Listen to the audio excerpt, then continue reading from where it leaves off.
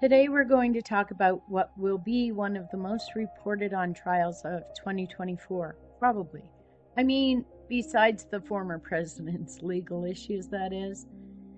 It all began in the early morning hours of November 13th, 2022, in the sleepy college town of Moscow, Idaho. There was a 3-story home there. It had 2 bedrooms on each of its floors, for a total of 6. It served as off-campus housing for students. In the fall of 2022, several students inhabited the house. 4 of them were stabbed to death that November. 2 of the victims lived at the house, Madison Mogan and Zana Kernodle. The other 2 were visiting, Haley Gonzalez and Ethan Chapin.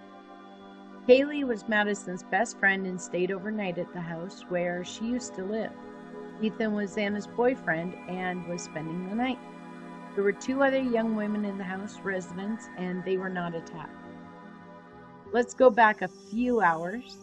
Ethan and Xana were at an on-campus party at Sigma Chi frat house the evening of the 12th. They were seen there from 8 to 9 p.m. and got back to the house sometime near 1:45 in the morning. Haley and Madison spent the evening of the 12th at the Corner Club, a sports bar in downtown Moscow, leaving there around 1:30 a.m. They were caught on a Twitch live stream at 1:41 a.m. getting food from the grub truck, which was parked at Friendship Square. They took a ride home, only about a mile from the square. They got in just after Ethan and Xana, sometime around 1:56 a.m. Both Kaylee and Madison were using their phones between 2:26 a.m. and 2:52 a.m. to call Kaylee's ex-boyfriend, who didn't answer. The police have cleared him. We know as well that Xana received DoorDash around 4 a.m. So far, all of this seemed quite normal for a house full of college students. What happened next, though, happened relatively quickly. There was one roommate asleep on the first floor. She did not wake up, sleeping through the whole incident. The second surviving roommate was apparently on the second floor. The other room on that floor was Xana's room. She believes she was awoken by Haley and her dog. She overheard one of her roommates saying, "There's someone here." She opens and closes her door a couple of times and believes she heard Xana crying and a male voice saying, "It's okay, I'm going to help you." The survivor had no idea what's happening out there, but she is not coming into that room.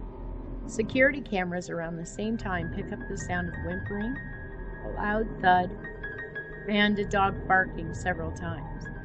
She opens her door again and saw a figure dressed in black and wearing a mask walking toward and then past her. He left through a sliding glass door. She froze and locked herself in that room. All 4 victims had been stabbed in Xana's room and Madison's room. One on the second floor, one on the third. There was blood on the walls of those rooms. No one called 911 until 9:58 a.m. At that point, one of the surviving roommates calls and asks for help for an unconscious person.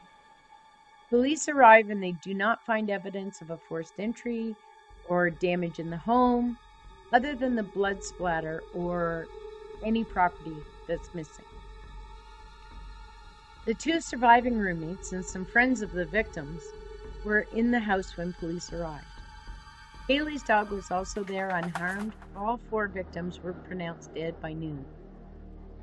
What happened next was a flood of misinformation that was spread by TikTokers and other social media users and so-called psychics. This usually helps no one, and in this case it took time away from an investigation and stoked community fears that some crazed maniacal serial killer was on the loose. In the meantime, the investigation continued with the support of state police and county sheriffs. The survivor, who was on the second floor, was able to provide a description to the police. Autopsies were being conducted, statements taken, scenes examined, all important investigative work, covered by up to about 130 officers who were working the case. They asked for video from the public of areas around the house, and they hoped the house itself They set up a tip line and email for the public to access. That garnered them more than 6,000 tips by December 5th. By Christmas Eve, they had 15,000 tips. They would find a white Elantra, made several passes on the route where the house was that night, around the time of the murders. It was seen again speeding away from the neighborhood at 4:20 a.m. Soon the evidence was pointing to Bryan Kohberger. There is the vehicle, 2 pullovers in the area for speeding and for tailgating, cell phone data, DNA, and records from a genealogy database. There is also some interesting surveillance of Kohberger using disposable surgical gloves to put trash bags in his neighbor's garbage can. When he was arrested at his parents' home in Pennsylvania, he was in the kitchen wearing disposable gloves and putting trash into separate Ziploc bags. Shady, but he does remain innocent until proven guilty. Kohberger was a PhD student in Pullman, Washington at the time. That's just 8 miles west of Moscow. His conduct was becoming an issue there, and he was terminated as a teaching assistant on December 19th. So far, he's pleaded not guilty to 4 first-degree murder charges and felony burglary. He should have a trial beginning this summer, but it's not been set yet. Prosecutors will seek the death penalty for him if he's convicted. His lawyers have tried to get the indictment dismissed twice and failed. Then they asked the judge to rethink that one more time, this time making their arguments public. There are gag orders in place, and so far cameras are fairly limited in what they can show in the courtroom.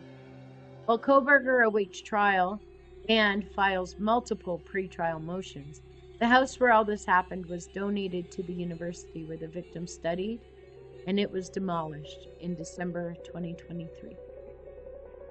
Stay tuned. Thank you for listening. If you're enjoying these videos and want more, don't forget to subscribe and turn on your notifications so that you don't miss any videos. Thank you for watching. We really appreciate it.